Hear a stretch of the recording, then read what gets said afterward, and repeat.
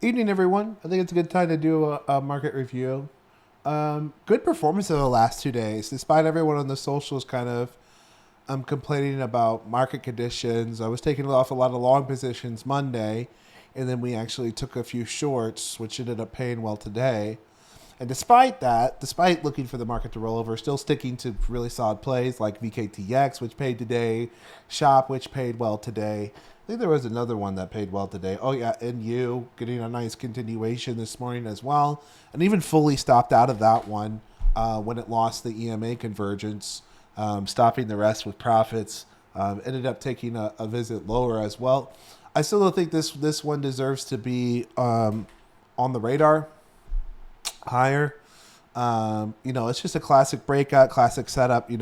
Shop even looks even better than that. We have great confluence here. Weekly about to fire and give the confirmation. Really solid structure. If we look on the daily, there's some more gaps to be filled to the upside. So really like the way that's shaping up. I do think there's some warning signs in the overall market environment, which isn't really what we wanted to see. But when it came and touched the top of this wedge, the big thing that had me kind of pulling off those long positions was seeing like I'm not getting the turn on my 2 day. Why am I not getting the turn on the 2 day? I want that momentum confluence to tell me that we're going to break this structure to the upside. We didn't see it. That's a huge key factor. I know there's a lot we could point out to the news, like, oh, the war did it and blah blah blah. Whatever that may be. Okay, but the chart told me before any of that, right? Just like I wrote on the Substack last night. Like the chart was already telling me that I didn't need to see the headlines coming. There was already trouble a brewing. If we look at the QQQ here, which is the Nasdaq, you can see that we've actually broke the bottom of the wedge, which is not a great sign for tech. The 2 day actually firing to the downside, which is what we wanted to see for the breakout, and then it ended up starting to break down on the 2 day. And be mindful, like even the weekly broke here. So this is kind of giving you a signal that, like, if we get a continuation tomorrow, there could be a pretty violent pullback on the market. Not necessarily a bad thing. Not as bullish as I wanted. I was hoping that, coming in July, this is actually when the market would clean up to the upside. But keep in mind, I think any breakdowns here will be bought. There was a lot of, fugazi last week around, misinformation on, Meta selling excess compute and that they don't have, and I already made several videos about that last week on how I think it's a bunch of nonsense. And that ended up becoming the great dip buy into Monday, right? I wasn't as apt to buy the dip today, though, because we're not really getting the confirmations. Denial on the wedge. This is a different scenario now, and there is some real headlines to be fearful of. So now, if we do get a real headline with the persistent weakness, with the failed breakout, okay, we can take a real move to the downside. However, the fundamentals underneath this market are still pretty strong. Token usage is still climbing up. Chip shortage is still there.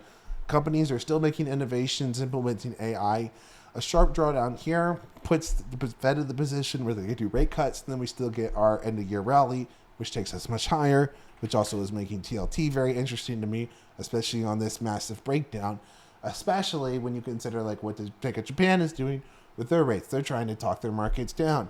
So that could also lead to yields coming down for the U.S., which then would validate the bonds, right? So, and that would also provide support to our equity markets, provide support to their equity markets. Keep in mind, support to their equity markets is important because the memory performance is very closely tied to, the Japanese and South Korean markets, right? So I like how the environment is. And even though there's a lot of uncertainty, especially a lot of crying on the socials about the price action, first of all, our performance yesterday and today was very solid.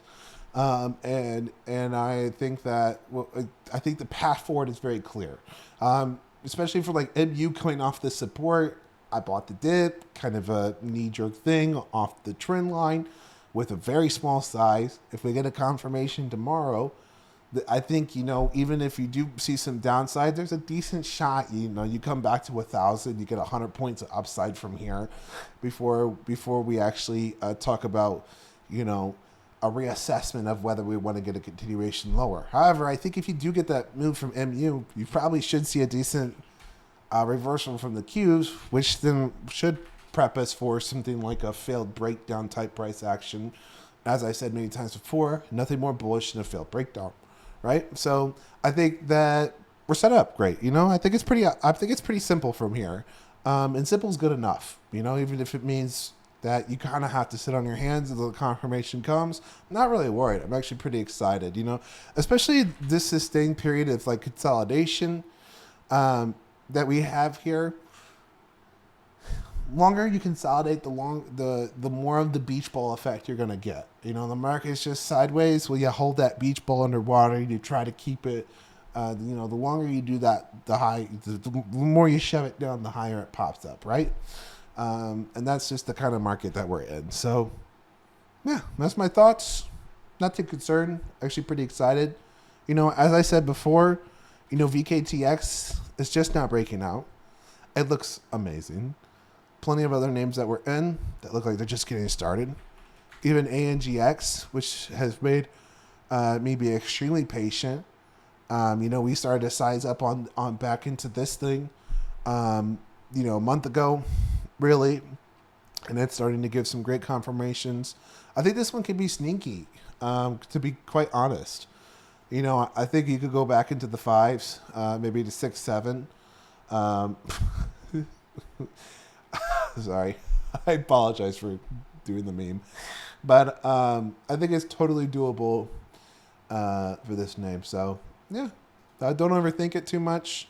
Price will tell us how to act moving forward, and I'm pretty excited, pretty optimistic. Hope you guys are as well. Hope you're holding up out there. See you in the morning. All right. God bless.